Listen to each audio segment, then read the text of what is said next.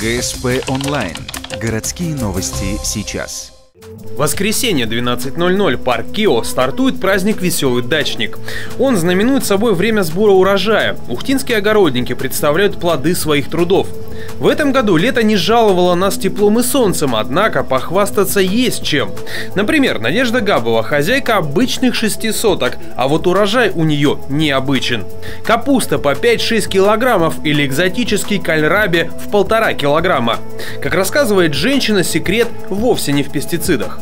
Любовь, я говорю, любовь. Растение, даже любое растение любит, с ним разговаривать надо. Вот, поговорить с ним, и он все отдаст. Каждый год в Ухте проходит праздник урожая «Золотая осень», но в этом году события расширили.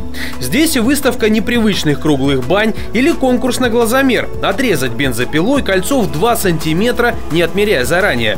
23 августа, ко всему прочему, официально открыли новую рампу для экстремалов. Она была установлена благодаря помощи промышленного гиганта.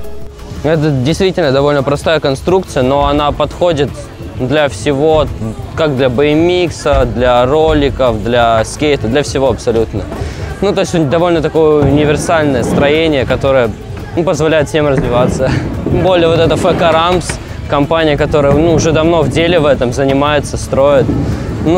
Качественно, все классно. Мини-рампа представляет собой квотерпайпы, то есть наклонные поверхности в виде дуг от центра к краям. На днях рампу разукрасили ухтинские граффитисты, и теперь ее постоянное место в парке Кио возле шахматного клуба.